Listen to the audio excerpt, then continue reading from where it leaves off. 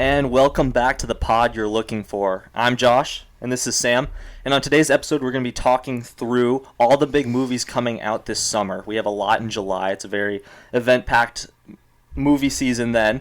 We're also going to be doing a debate on whether or not franchises are killing movies or not. Got a loaded episode today. Loaded episode. Dude, I can't believe we're recording right now. This has been potentially the most challenging setup we've had yet for a podcast. Well, here's the thing, because it's actually cool, because I think in episode 1 we were joking about, our listeners, and we had none, and that's why it was kind of funny. Now, I feel like we're kind of slowly trying to build up like a little bit of like a, would you call it like a scattershot community here a little bit? Yeah, there's something. Where it's like we're trying to build up a group of people that are at least somewhat engaged in what we're putting out.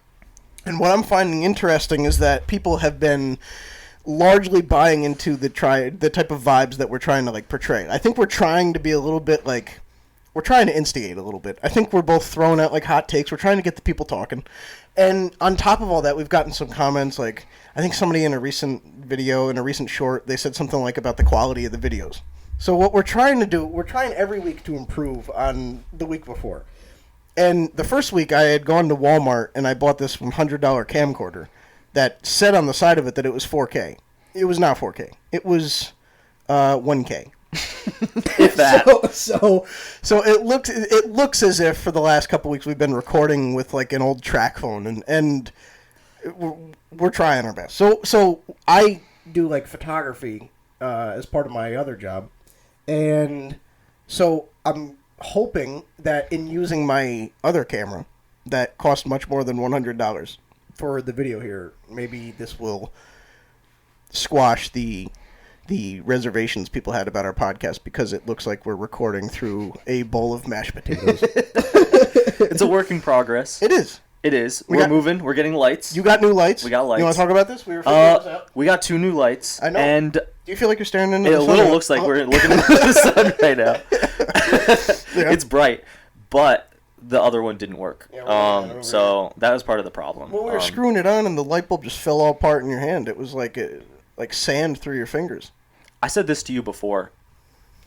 I used to, growing up, want to be a contractor and to be able to do projects and stuff like that. And slowly, as I got older in life, I realized that you do not. No want chance. No chance. I don't know if there's a person that's worse at problem solving with things like that than me.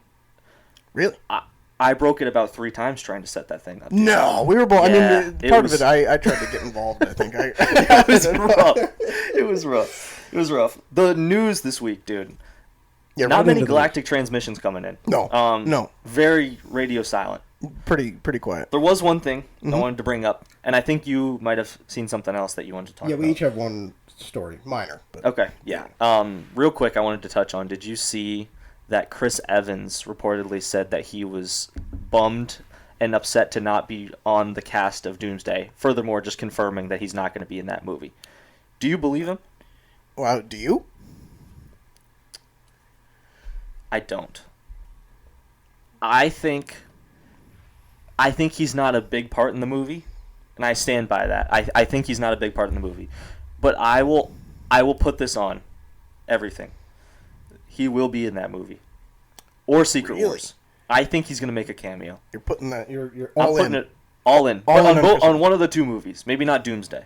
He's going to be in one of the 2. Does that change it? Maybe if I put the Secret Wars thing in there? Yes, because that's exactly how I feel. Okay. I think he's not in Doomsday, he's in Secret Wars. Okay, so maybe I should have led with that. Yeah. Okay. I think there's a reason he specifically said it's a bummer to not be in Doomsday. You're probably right. Because aren't they filming him back to back? I thought so. So that's where I'm kind of saying I feel like he's going to appear. Right. And I almost feel like they don't want to use up all of their ammo on one movie. No. Especially when they've got 2. So, and they just brought him back not too long ago for Deadpool and Wolverine. Yeah. So I think they want to leave it a little bit. So you know what? I totally just said that, but now I don't think he's in Doomsday. He's going to be in Secret Wars. I never claimed that he was going to be in Doomsday.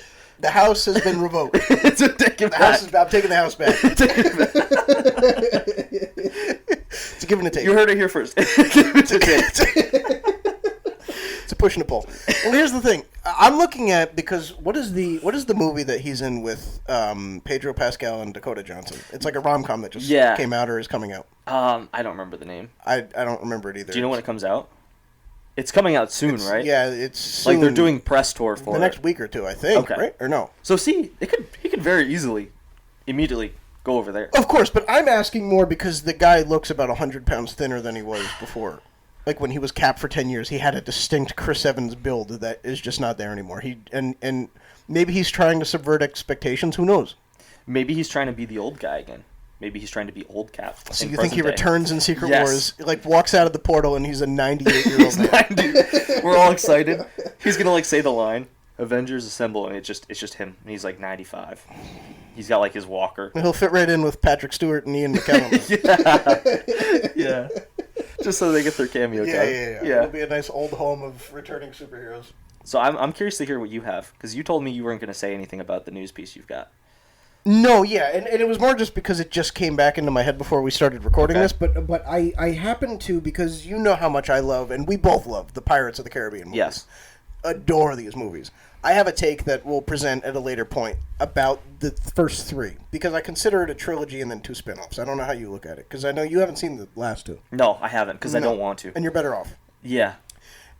A lot of people refer to it as like a series because they think, oh, it's just 5 individual movies. I really think it's like a trilogy, a really good trilogy, and then 2 terrible follow-ups. However, all that to say, I have a take. We'll present it at a later point. In the meantime, breaking. Orlando Bloom was asked, because he's doing press for his own thing, he was asked about the possibility of returning for a 6th Pirates of the Caribbean movie, which would be significant because he's more... The rumors around the Disney insider circle is that if Bloom and Keira Knightley were to return, it would not be in a cameo capacity. It would be in a supporting, significant role. Orlando Bloom was asked about it. He said, "There's been all kinds of things. Who knows? There's been talk. I can't say anything at the moment because I really don't know. They're definitely trying to work out what it would all look like. And I personally think it would be great to get the band back together. That would be great. But there are always different ideas, so we'll see where it lands." What's interesting is he's not confirming that he's involved, but he's confirming that Disney is having internal conversations about a Pirates 6. And this is coming straight off the heels of a report that evidently Johnny Depp has been offered a astronomical record-setting amount of money to return as Jack Sparrow, and it also comes off the heels of a report that Johnny Depp, in the process of promoting his new movie with Penelope Cruz, Day Drinker, he evidently looks like much better than he has in years. Like, since the whole Amber Heard situation, he's slimmed up. He looks like his old self. He's kind of got his swagger back a little bit. And, like, with this Day Drinker movie, apparently he's, like, working his way back into Hollywood, and he's very adamant, from what people say, about returning to form. And during the whole Amber Heard trial, there was a lot about Johnny Depp. There was no money Disney could slide across the table to get Johnny Depp back into the Pirates series just because of how they kind of were so quick to blacklist him. But it almost seems like, in the spirit of Pirates of the Caribbean, it seems like the tides are changing a little bit. It seems like Captain Jack might be making a return. How does this make you feel? Again, having not seen the 4th and 5th, because when I first went through these about a year and a half ago, you took me through them. And I absolutely loved all 3 of those movies. Hearing then that the 4th and 5th were so rough, it made me just not want to ever watch anything else again. And I love just being able to kind of keep it in that little vacuum of those first 3. It felt like the perfect trilogy. And we're going to get into that in the back half of the episode, more about franchises, if they're stale or not, or if they're a good thing or bad thing. I almost feel like it hit its limit. Unless they're going to make it a really, really good story. Yes. Because I would love to be able to witness one of those in theaters. I would love to be able to There's nothing like it. Yeah. The 5th movie was terrible. There was still nothing like it. Really? I would love to be able to. Now, do I think it's going to happen then? Sounds like it. Sounds like it could. I didn't think so. I mean, before hearing that, I thought almost no chance.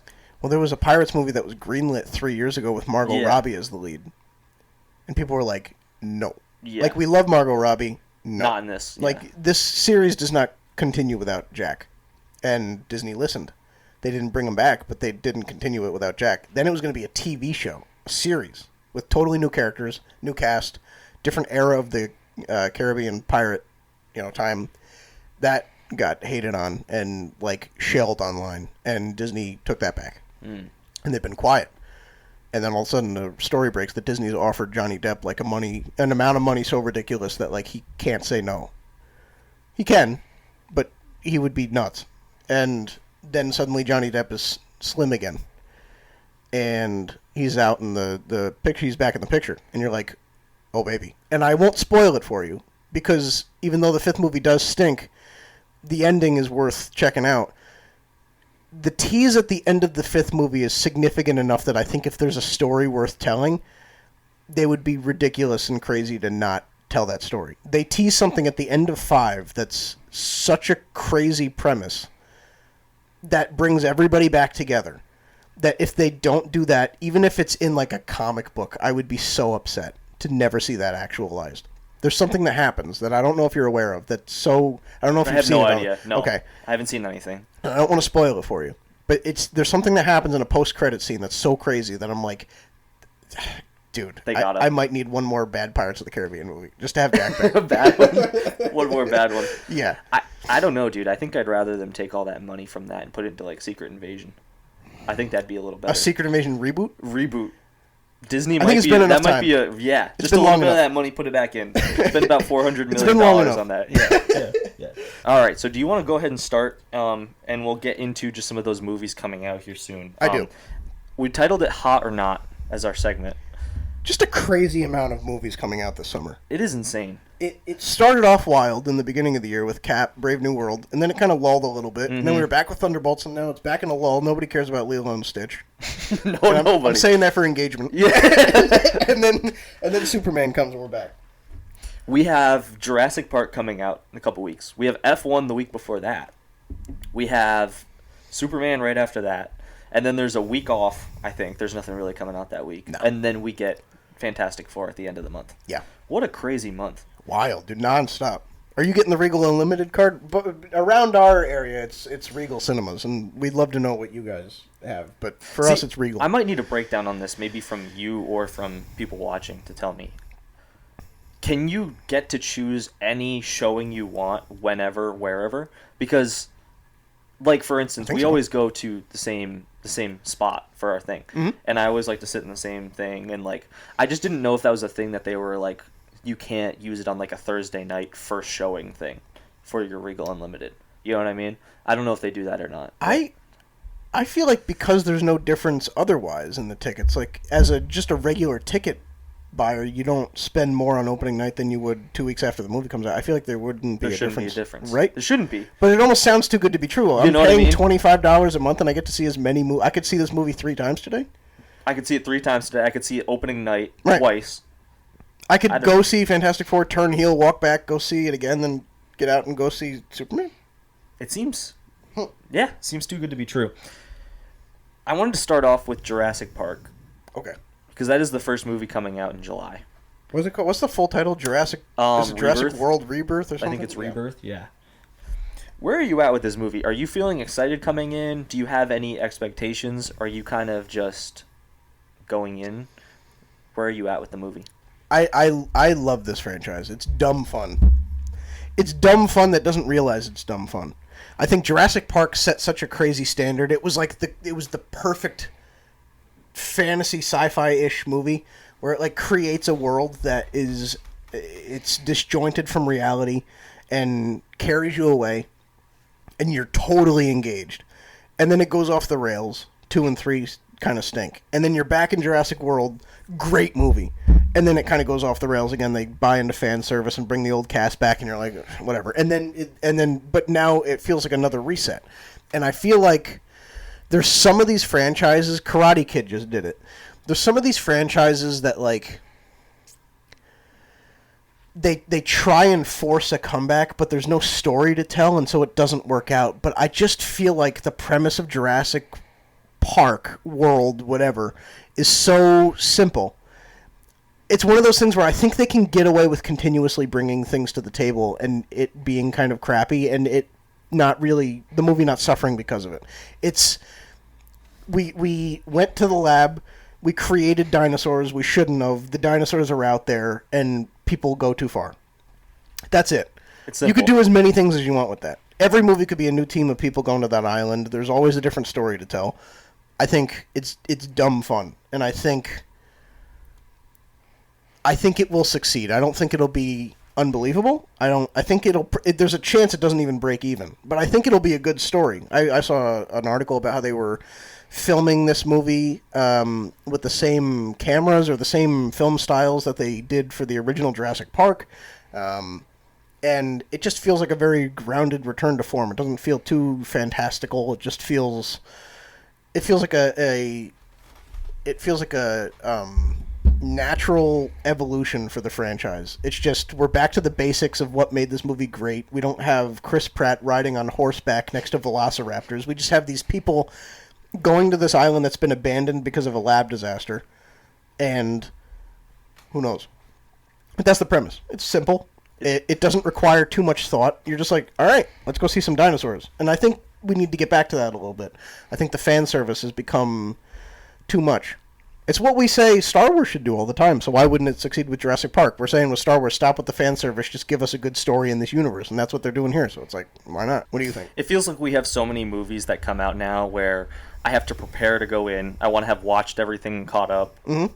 And these movies feel like the perfect amount of go in, no expectations, come out and just have a fun time. Yeah. It feels like the perfect type of movie to go see in the drive-in where you almost don't have to pay too much attention. Yeah. And you can know exactly what happened. Definitely that kind of movie. I do think at a certain point, it's the type of movie series that I don't want to see them dropping something every other year. No. I think it's perfect for what it is, and I don't think it has to be a stale thing as long as you use it sparingly. Mm-hmm. I think it's such a simple story, and while you can interchange it, it's so similar. I mean, it's just the same idea. Dinosaurs, doing all that. And I think at a certain point, the more you do that, it just kind of runs its course. Yeah. And it's like, how many times can you watch dinosaurs go wrong for the 16th time here? Yeah. So I think with that said, it'll still be really fun. And I think the last one came out in 2022, I think, at this point. Sounds about right. But it feels like it was a little bit longer ago. So I feel ready to go see it. I have no expectation going in. No, none. And I think that's the way it should be. I would almost love to see this franchise totally take inspiration from Planet of the Apes. Dude, and do something where, like, every 100 years, like, every story is 100 years into the future, the dinosaurs are more advanced, and then, like, the humans slowly get phased out, and then you just have a return to, like, and the humans are almost native to a planet that's overrun by dinosaurs. See, that's what I thought they were doing with Jurassic World 2, the second one. You know, when they, which, dumbest thing ever. Oh, we don't want them to be confined. Let's just let a bunch of dinosaurs just run rapid. Right. That makes no sense. No. Oh, but the little girl, she wanted that, Sam. So it's like, of course. All right, like, whatever. But still, I thought they were doing the same thing there too, where it's like almost like we have a progression forward, and then they scale it back, and then you get it back in. I think that's the only way to keep the franchise from going stale. That's what they did with Planet of the Apes, exactly like you said, and it felt so fresh. And now 5 and 6, for potentially a 5 and 6, feels so needed. Yeah. And I'm excited for that. We'll be seated front row. Yeah. So I agree with that totally. What else do we got? We got to talk about Superman. Superman. This one is potentially the most divisive one I've seen online, I think. I think a lot of people have a lot of opinions about this. And I think a lot of people really care, and a lot of people really don't care. And it's really interesting creating that dynamic. I'm curious to see where you're feeling at this point. I think through this whole ride for me, every other month, I almost have a different feeling on this movie. Okay. And I'm curious to see where you're at now. Well, so where are you at right now? And what's your progression? How's your feeling evolved? So I know coming into this, you're a big Man of Steel guy. Huge Man of Steel guy. I am not. Okay. I didn't dislike the movie. I didn't really like it. I just thought it was okay. I thought they tried to make him too dark, too perfect, and too... I don't know. But at the same time, even though they made him too perfect, he still kills him at the end. And I felt like watching that movie, I don't know, I just didn't get it. I didn't really get it. There was no part of me, and I think this is the biggest problem for Superman, which I'll get into the James Gunn aspect of this here, but for Superman, it feels like they make him so unrelatable in those movies. Mm-hmm. And it's just tough to like understand him and want to root for him. Sure. In those movies, I think. So I'm really interested to see, because in the trailers it does look like they're trying to take a little more of a personality for him and all these other things, which I'm excited about. Yeah. And I think if somebody can do that well, it's James Gunn. James Gunn just has such an ability to take the charming parts out of characters and make the audience feel that and want more of that. And so I'm really excited to see what they do there. But I would be lying if I didn't say there's part of me that's a little concerned that maybe certain people might like the movie, but for me, that I might not. Okay. Because of how I feel about the character of Superman. Okay. And what is Superman to you? Is that too big a question? I don't know. I've never loved his power. Just that I there's felt so like much of it? he's so overpowered. Yeah. It feels like I don't like those characters in the MCU either that are similar to that. Yeah. No, I get that. Like, I was never like a Vision guy or anything like that. And he feels like that kind of character. It's like he's trying to be Cap as far as being that perfect like moral guy, but he just like doesn't. He's like the guy that like annoys me though when he's doing it. Sure. You know what I mean? Yeah. Like, I don't know why, but like certain people in life, they try to do the right thing and for some reason still like makes you mad. You know? Yeah. I don't know. He kind of gives me that vibe. Okay. So I'd love to be proven wrong by these movies, but I'm feeling a little hesitant. 2 weeks ago, I sat here on this sofa and confidently said how I doubt James Gunn's vision for the larger DCEU. And you had a lot of people happy with you about that. I know. Apparently, I'm the only person who feels that way. I'm not backtracking on that opinion. Do I think that eventually... would I love to be proven wrong? Yes. I just see it as James Gunn is notorious for making lighthearted superhero movies, and this is a universe that is fantastical, of course. Yes, there's a lot of fantasy elements to DC that aren't there in Marvel. But most of DC is not as lighthearted as I think James Gunn likes to make his movies. And James Gunn knows how to do emotion very well, but I struggle to feel totally confident in him handling something like Batman or something like Green Lantern that almost brings like a real sophistication to characters on screen. Do I hope that he nails that? Of course I do. But I feel a little nervous about it. That being said, I think Superman's going to be amazing. I think it's going to be very good. And I look at it like there have been multiple... I think this movie has a silent majority that the media is not accounting for. My dad, for example. I have watched every trailer for this movie alongside my dad. And I have sat there and I've been like, wow. But like my dad, having grown up with the Christopher Reeve Superman, the Superman, my dad is almost like... I've seen my dad be emotionally taken by these trailers in a way that I haven't seen him be really taken by stuff. I don't even think he was this taken by, like, even when, The Force Awakens was being teased. Like, these movies just seem to captivate people that grew up with that Superman. I think there's a lot of people like my dad who aren't the most vocal moviegoers or the most vocal Superman fans, but they will be seated day one. And I think that this movie will crush. I think that for Superman specifically, Gunn's vision of a lighthearted Superman... It's one of those things you don't really understand the necessity for it until you see it right in front of you. I think that we got so used to Cavill, and this is... I'll speak as somebody who loved Man of Steel. Was the darker Superman take foreign? Yes. But it felt like if this was a universe where we were going to be introducing Batman, and like larger evils like Zod or Darkseid or whatever, it made sense to me that you were going to be making this character more grounded, layered, kind of torn up inside and conflicted about certain things, and like it just made sense that you would bring that element to Superman, because it just felt like, because the only reference we had was Christopher Reeve's Superman, who was the lighthearted guy in the tights, you needed to switch it up. It felt like the formula was stale.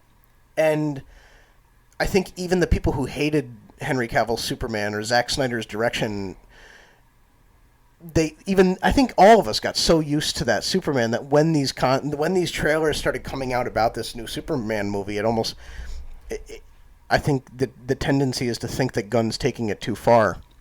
But I'm looking at it, and I'm looking at scenes like Superman saying, "Hey, buddy, eyes up here," and then he like bursts into the sky, or he's holding up a building upside down, or he's like making jokes while he's getting beat up, and you're almost looking at it and you're like, you know what? Like, is this a weird change of direction considering what we've been fed for the last 10 years? Yeah, but does it feel oddly like this is the Superman that we've always deserved? Yes, it does. And I think that you're going to see a mix of like a silent movie majority come out and pay to see this movie, and then you're going to see a lot of word of mouth of people being like, holy smokes, like DC's back. Like for the first time since like Dark Knight, we're back. And I think that there's a lot of people, I can think of a couple, like my uncle, my dad. There's just a couple people that I know who have been removed from those movies, but who would go back the second they felt there was a reason to go back. I think this movie's going to win a lot of people over. And the only thing I'm a little bit iffy on is Lex. I'm a little bit iffy on Lex Luthor, because it seems like a lot of people's problem with Batman v Superman was Jesse Eisenberg's like wimpy, whiny Lex, because in the comics and even in like the animation, like Lex is this serious, cutthroat, very cold, almost like authoritarian leader, and he's like the perfect opposition to Superman. He's got like the masculinity that Superman has, but he couldn't be more opposite with like his base of morality. And it just seems like Lex Luthor in this iteration of Superman, just from the trailers, he looks just about as whiny as Jesse Eisenberg's. Like, he just doesn't look like a loony like character. Like, he looks all put together, but his personality almost seems the exact same.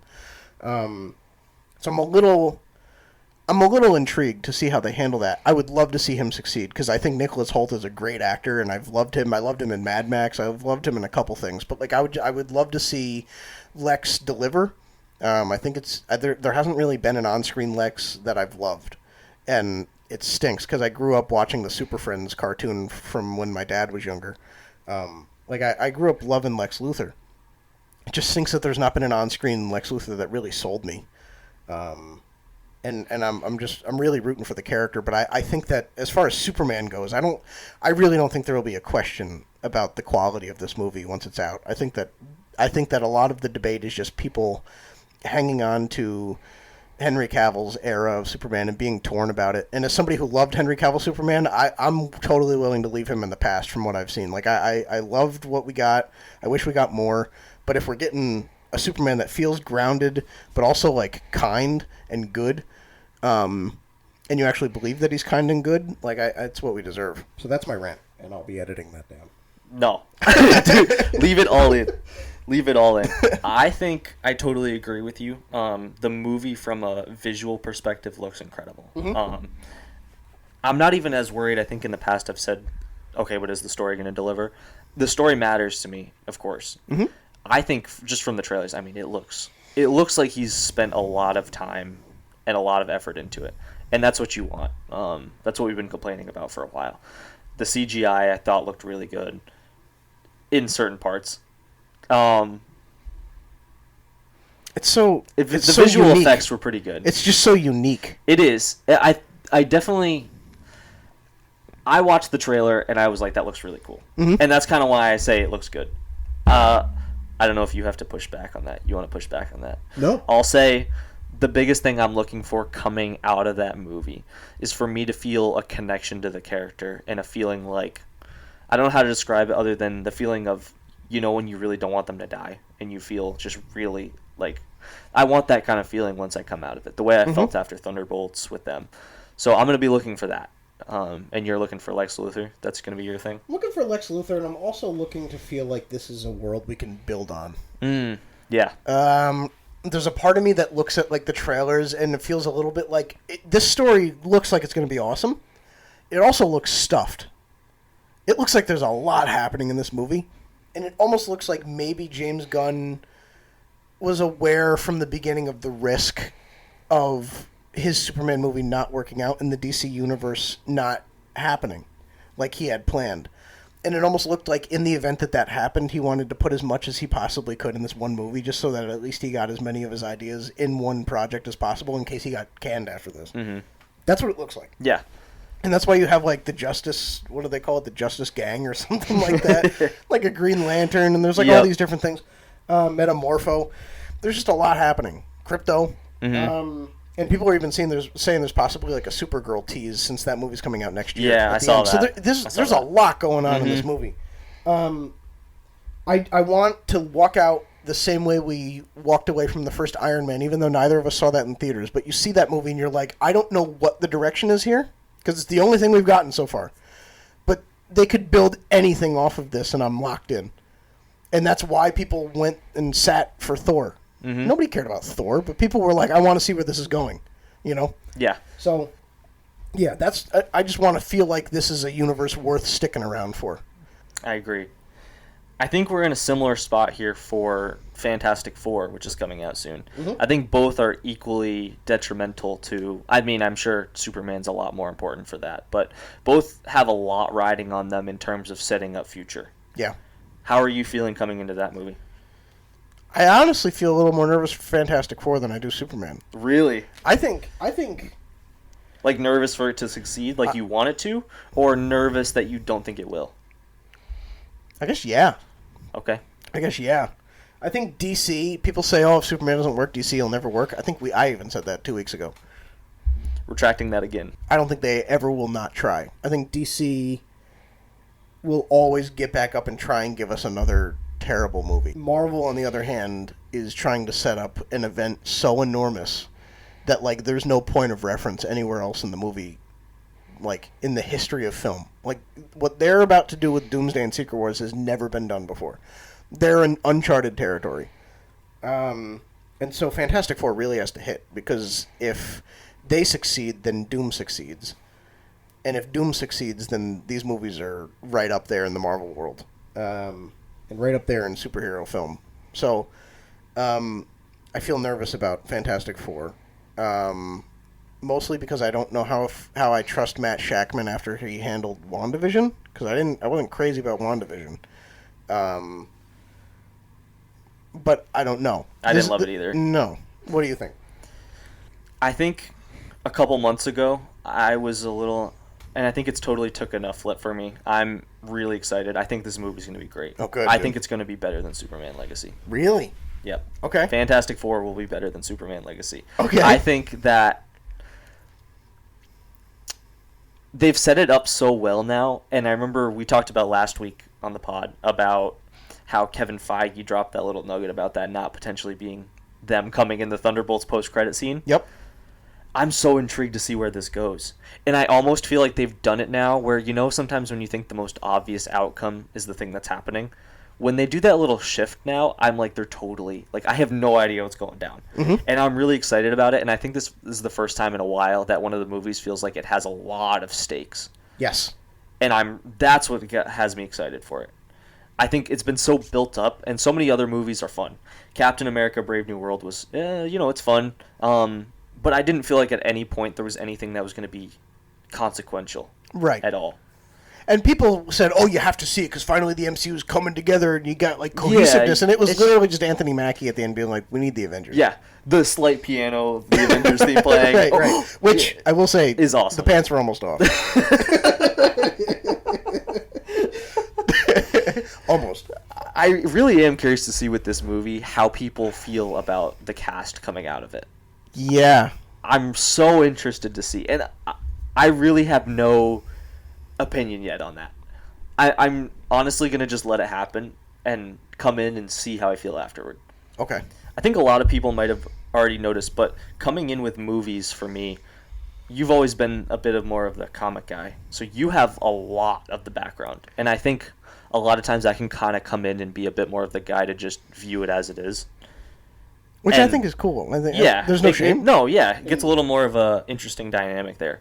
So having come in with a lower knowledge of the background from Fantastic Four, I don't have much of a opinion on how I feel like they should be done. It's like one of the only characters that I really have no clue about anything about. Well, that being said, how do you feel about the reports that in this movie the Thing kind of takes like a backseat? The movie's really about Johnny and Sue, and Reed is almost like sidelined a little bit to Sue being the leader of the Fantastic Four. How does that make you feel as an objective viewer?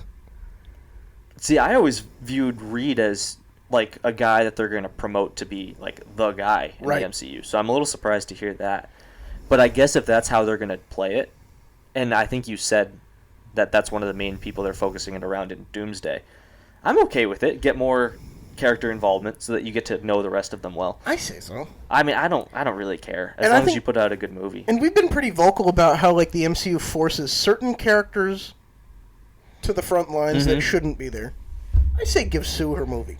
I agree. Like the story of Doom is very much a Reed-centric story. Like give Sue her movie. And honestly, she turns invisible. Like give her something to do. Yeah. You know what I'm saying? Yeah. A little more. Like, I think it's okay if she's the leader. She turns invisible. Like, that's her power. She's not strong. She turns invisible.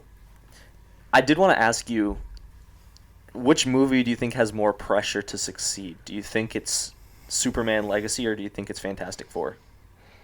I think it's Fantastic Four, again, like I said, just because DC will always get up and try again, even if people say they shouldn't. And people will always be there to see it. Okay. If this doesn't work out, and I'm trying to think of a name, Gareth Edwards, who directed Rogue One, say in 3 years is hired to make a Superman movie, and they cast, I don't know, some random young guy to play Superman, people would be like, again? Guess how many millions of people would be sat for that in 2029? You couldn't even put a number to it.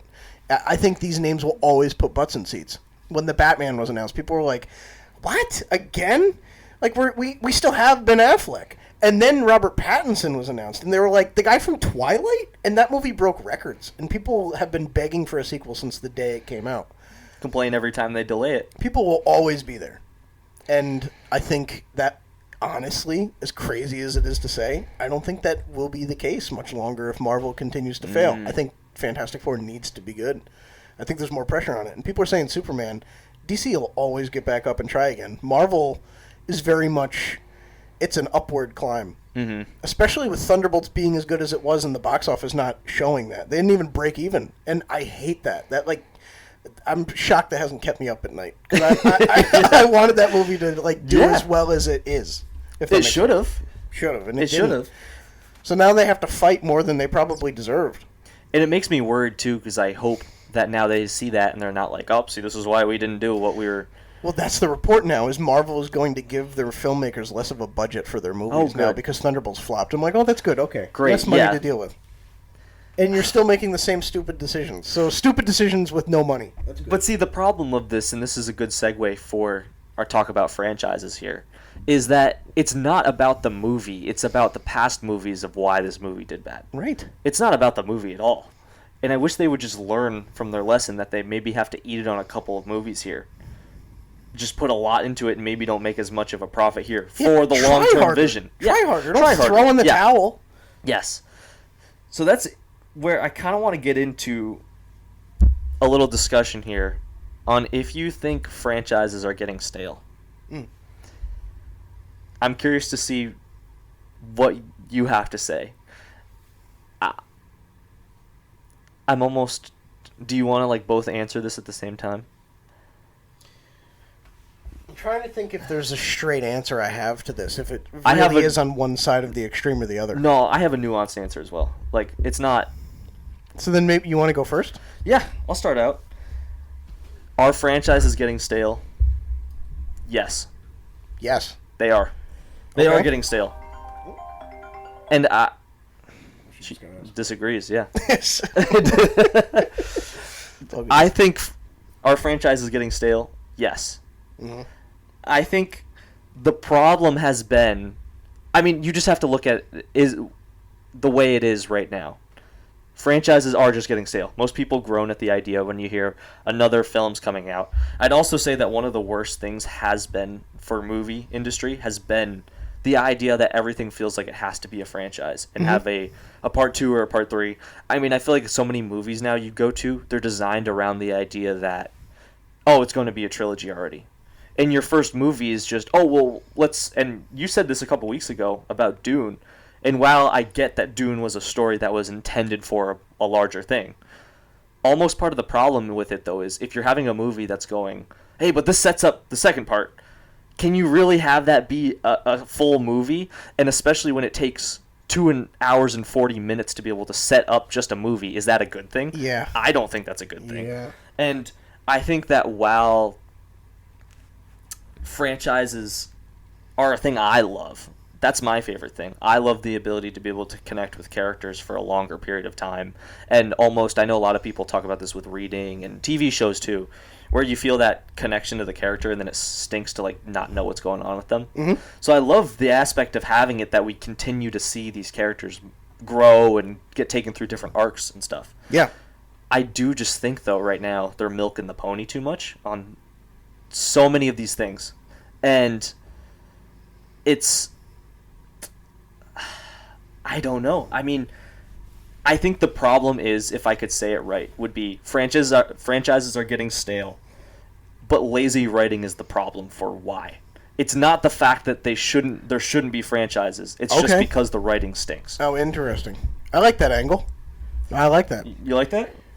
Right? I think franchises are a great thing, and you saw it even from 2010s to 2020. Yeah. How many thriving franchises were there? Right. A lot, right? Right. A lot of them. I just think that it's just turned to so much of a high output to low quality ratio that now we've gone too far into the aspect of they want to have a movie out every other year. Yeah. And while at the same time, I've been a guy that's been like, oh, Beyond the Spider-Verse is coming out 4 years after it came out. Back when, 30 years ago, these movies would come out every 5-6 years, you know? Yeah. Like, it was a long gap. And when they did drop, it was an event. It was. Yeah. And I think that's part of why DC, almost like you said, has that bigger thing coming up, because it doesn't feel like there's been anything to come out for DC. No. So it feels like they can, like, a lot of people are going to go because it's the first thing. Mm-hmm. So. And a lot of people, I don't think, will blame them if it stinks. They'll be like, all right, and just, you know. The writing was on the wall. Wacky filmmaker takes on, famous character. Just shouldn't have put it in his hands. Try again. So do you think franchises are getting stale? I don't know if they're stale, but I think the market's oversaturated by them. I like that. I put a list together when we were talking earlier. Okay. The list of franchises between, like, the start of June and the end of August. Okay. You're getting a Jurassic World sequel. You're getting a Superman reboot, a Fantastic Four reboot, Karate Kid Legends, a How to Train Your Dragon live action, another Pixar movie, Elio, Happy Gilmore 2 with Adam Sandler, Freakier Friday with Lindsay Lohan and what's-her-face, Jamie Lee Curtis. And I don't even think that's naming all of them. That's just the notable ones that stood out. I'm looking at it, and that's just through August. So there's going to be significant periods throughout the summer where you're driving by the theater and on the bill of all of the movies out, there will be no unique movie. No. It'll be all follow-ups or reboots. Just this morning I saw, this for Zootopia 2 and Five Nights at Freddy's 2. Right. Anyway. And it's just nonstop. Everything is that. Yeah. I think you hit the nail on the head. I don't really know how much... I think you have the perfect opinion here. I think it really comes down to writing. Like, How to Train Your Dragon was so successful even in, like, pre-screenings that they greenlit a sequel before the movie came out. And apparently the sequel is just going to be a live-action remake of the second one. Mm-hmm. Which might excite people for about a half second until you're like, okay, so let me get this straight. We're going to have the animated trilogy... And then you're just going to have a live-action version of the animated trilogy? Like, it's just going to be the same trilogy? Is that what we've stooped to? Like, people are saying How to Train Your Dragon is awesome. They're saying it's the best live action ever, but they're Really? also saying it's the best live action ever because it's a shot-for-shot remake of the animated. I saw that, and I saw other people actually complaining about that fact. Mhm. And I would complain about that too. Absolutely. It's the same with The Lion You King. need to take some risks with it. Absolutely. What's the I don't see the upside of that. And I don't either. And I think it's creative bankruptcy. And I think even in situations like DC or Marvel, those franchises will always have room for more new stories, but it's because they have 80 to 100 years of stories in the comics to extract from. So really, it's not totally fresh. You're just taking loose inspiration from things that have come before. They do have more stories to talk about. Yeah. So even those worlds, which on the surface offer the most to have a spectacle over, like, it's really not new.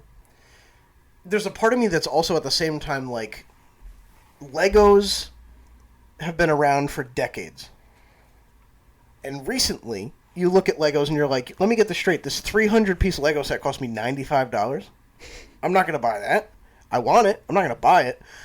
However, if another company with products that looked exactly like Legos were to come out and be like, all right, buy our product then. The pieces look the same. It's a different set, and it's $60 cheaper. You'd be like, yeah, but I feel kind of comfortable with my Legos, though. Like, I don't know if I want to really try your off-brand Amazon type of... You know what I'm saying? Yeah. So there's a part of me that's like, even though I think it's stale, even though I think it's oversaturated, and even though I think the market has... The market for movies has kind of become segmented into these big franchises where Disney runs everything, or Fox runs everything, or Universal runs everything. There's also a part of me that's like, you know what, though? Like, it's almost like, at the risk of sounding like a consumer, like, it's almost comfortable here. So it's like, I don't know. Like, I would love new stories, but I don't know. Like, A24 is a company that's always putting out new stories. Like, you can always trust them to put out new stories. And they put out thrillers, they put out horror, they put out drama, they put out action. The market's just not big. Mm-hmm. They put out some great stuff. The market's just not big for them. And I just look at it and I'm kind of like, there are companies doing what we're saying movies should do, but the market's just not there. And I think ultimately, like, people are complaining about franchises not because they're sick of the idea of franchises running cinema or entertainment. I think people are sick of their franchises being run into the ground. So I'm going to say all that to say, and I don't mean to contradict myself, our franchise is stale. No. I think there's too much, and I think it's not good enough, but I don't think it's stale. Growing up in school, I remember always that one of the biggest things my teacher would tell me was to write concisely. Mm-hmm. And how many times would you have a paper in the same way where it'd be like, oh, get that 500 word count. I'd get to 380 and I'd add in, my extra little, thing on the end, all these extra words so I could try and get it up to 500, right? And I think too much today in the TV span is people are just trying to make 1,000-word essays when it should be about 600 words. Mm-hmm. And I think that always their thought is, how can we make the most out of this? How can we continue to grow it? And I think that the problem is with that is that you're sacrificing so much of the authenticity of it, and also just concisely keeping it tight. You don't want a puffy story all across the board. So I'd almost say that franchises aren't dying. I think they're just too bloated with stuff. And I think the more you have these, and I actually like what you were saying before. I totally agree with you that if I saw another dinosaur movie coming out, I'm probably not going to watch it. Yeah, would you care? No, I'm probably not going to watch it. Not that I don't think it would be good, but I don't have the same investment in it because it's not under the brand name Jurassic World or, Jurassic Park. So I totally get that point because I think that way across the board. And it's tough conversation for me to have as a guy who loves franchises. So I'm trying to be as down the middle as I can, and I think in some ways I guess I am if I'm agreeing. Yeah. But talking to my dad is one of the bigger franchise haters. Shout out if you're listening. Shout out. And he has a feeling that there's been such a lost art in today in creating things that are new ideas and new concepts. And while I'm a big franchise guy, I do agree. I think that there's a lot of missed. It seems like it's just like go back and, you're not creating the wheel here or nothing new. You're just kind of getting back in the cycle and going to the computer and just kind of getting, we're pumping this out. And it feels like there's not really a new sense of many things that come out now that you're like, that feels new, And I know Dune was that for a lot of people. So to its credit, that is something that's different. But I don't know how many other movies in the last 5 years I can point to that have been like, oh man, that's a new big thing. Yeah. Nothing. Yeah. I wonder, what do you think happened that in the 80s we got so many movies that have since become the standard for storytelling? You had, Star Wars was 77, but you had Star Wars in like the thick of its heyday. You had Indiana Jones, Back to the Future, E.T., Jaws, like all these like fundamental movies that like now it's like you can't tell the story of film without these movies. And you almost can't explain the existence of any of the stuff that comes out now without, you ask all these filmmakers who made these current projects, and they say, I remember growing up watching Star Wars and I felt so inspired. Like, the fundamental, foundational movies in like cinema. And it almost feels like why do you think there has been that like enormous shift between it's like before people were chasing good stories, and now it's almost like people are chasing just a reason to cheer? I think it's totally that oversaturatedness you're talking about, that nowadays to go see a movie, and I speak from this personal experience, there needs to be some big thing attached to it. So either I need to know the director, I need to know a big name actor that I really like, or it needs to be a franchise I know. That's the only way I'm going to a movie. I am never just scrolling through and go, oh, that looks interesting. Right. Never. I just know those big things that are coming out, and so I go, yep, I'll be there.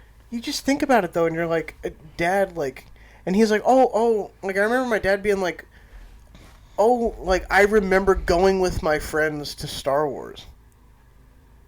And I remember, like, going with my parents to Star Wars. And I'm like, but you had no indication of what that would be. Like, there was no reference. There was no book. There was no show. Like, you just were like, I trust this story to deliver.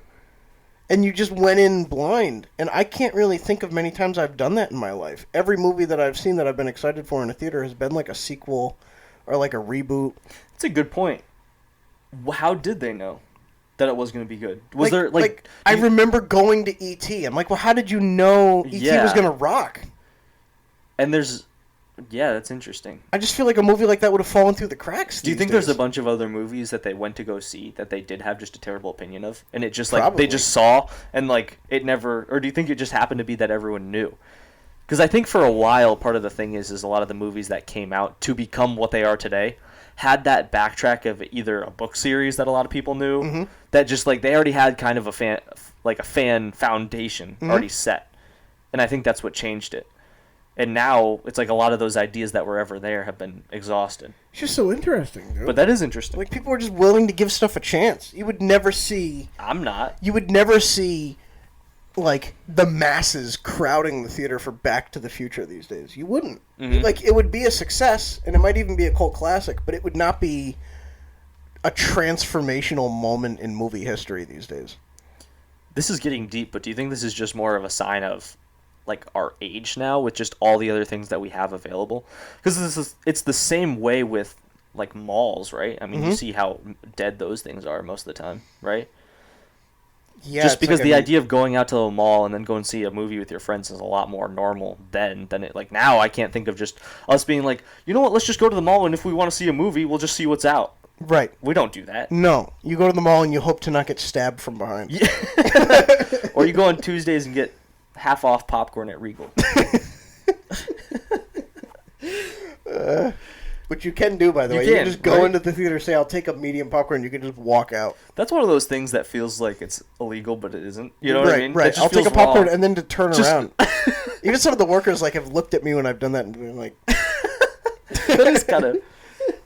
That's like another level, but... It's so fun, though. Yeah. You do that, you go home and you put on a movie you actually want to see. That's a good idea, dude. It's cool. Do you have to already be out that way to want to do it? Or would you, be home, go to the movie theater, grab the popcorn, come back home? Every time I've done it, I've already been out. Okay. It hasn't been an intentional drive out to the theater. But again, I live 12, 13 minutes away from the nearest theater, so it's almost like, I don't know. I'm sure if I lived right up the road, I have a buddy that lives 2 minutes away from his theater, so if he wanted, he could just, and that's cool. But I kind of have a 10-minute rule with these things. If I'm getting food for a night or something, I don't want to go further than 10 minutes for me to get it. I would agree with that. With snacks, anything. Right. I would agree. Yeah. I just feel like we grew up in the wrong time, dude. I would have loved to have grown up when these, when the movie theater was a place you went to, buy into a risk. Yeah. You were investing, you were gambling on a movie being good or not. And now people only go when they're sure that the movie's going to rock. Mm-hmm. Or if it's a Minecraft movie or whatever where you're going to laugh. it's going to be a joke and you're going as a meme with your buddies, But again, that has a backing already. So it's again, just the problem with these movies is the only ones that I've seen that are solo movies at this point is, which again, Minecraft's a perfect example. Mm-hmm. Oh, we're already got 2 and 3 set up. Right. They just can't leave something alone. No. Ever. No. And I think for that's going to be something where it's no longer going to be funny. Yeah, I agree. I think it was fun to say chicken jockey in the theater, but I think the third time in you're going to be I think I want Jack Black to disappear in the redwood forest. I felt that way with Jumanji. I remember watching the first one and I was like, you know what? It was funny enough. You know? The first one with Robin Williams or the first one with... No, the first new one. Oh, the first new one. And then it's the second comes out. And then now I hear there's a third one and I'm like, oh, okay. Right. The bit's over. Yeah. Yeah. You made me laugh a little bit in the first time, but it's all right, that's good enough. So, yeah. I don't know. All right, so any last thoughts? What are you feeling? Consensus. What's a safe consensus statement for this franchise thing? Because we're in the middle, I feel. Both of us. I think because of the response we're getting from franchises, I think they're taking the right steps. I think while we're in a moment now where franchises do feel very stale, and they are, and the excitement's gone, I think they're taking the right steps. And I think with a couple good movies and spaced out timing, which it seems like they're doing, we could all of a sudden be looking at a lot of franchises differently in a year and a half. Yeah. And I think it could shift it a lot. Next year is going to be colossal for movies. And I think that should help it a lot. Mm-hmm. So the perception should go up. Yeah. Do you think part of it, too, and I'm not sure numbers at all, I would guess that there's a lot more movies that release today than did back then. Yeah, absolutely. So I assume when they say Jaws is coming out, it's the first movie that they have that's it's shark-related. Or it was you get your fix. You know what I mean? Oh my gosh, you're doing something with dinosaurs? Jurassic Park, boom, we're going to go. It almost feels like there was, this is totally wrong, but it feels almost like there was a pool of 50. Yeah. And they all had their own idea that was just the first time you're doing something with that. And it feels like you almost just do that enough that now today when I see, oh, it's this other film doing a similar thing, it's I've seen that before. So you would almost liken it to video games where it's you reach a certain pinnacle graphically where you're you can't impress me anymore. Yeah. It's almost at the time, I'm sure, my mom has stories about she sat down at Jaws and she was afraid to sit on the toilet all that summer as a kid because she was convinced Jaws was in the toilet. Or no kid went in a pool that summer. I think enough hadn't been done with film where it's people saw something like that. They saw Back to the Future and they're wait, maybe time travel is possible. And then you have kids building a time machine in the garage. And now it's just you've seen everything. And there's no suspense or there's a phrase I'm looking for, but there's no there's no line to still cross. I think Avatar was the last big untouched frontier of film where there's no real thing they could do that would blow our minds. Like, and I'm sure there's something like Tom Cruise is gonna go to space and walk on the moon or something like that. And you're gonna be like, oh, okay, now there's nothing. But dude, like right now, it feels Mission like there's Impossible nothing. 11. I know. They're gonna nuke the moon. Get out there, I need Tom. you to trust me one last time. Last again. time. But yeah, dude, I don't know. So franchises are not stale; they just could be trying a little harder. Yep. Okay. I want to see what the comments have to say. Please leave your thoughts. What's your call to action for people here today? Call to action for people. I want to see your thoughts on this. I also would love for the people to submit any hot takes that they have. I Yes. think that would be one of my favorite For us things. to talk about or for them? Yes, for us to talk about. Okay, I like this. I would love that we could get enough people to submit stuff that we could do a thing on that. That would be great. Or like questions or Yeah. anything. Any I topic. want people to submit their spiciest things. It can be off the rails. It can be, a little lukewarm if you've got it. But post it and we'll react to it. I like that a lot. I think that's cool. Community, Community feedback. Yeah. We'll figure out a flashier way to title that. Yeah. You feeling good? We're gonna wrap I'm feeling you up. good. Yeah, I'm feeling good. All right. I'm feeling ready. Yeah. Well, to anyone concerned, all the money to my name has been transferred to my checking account, and the routing number is 27.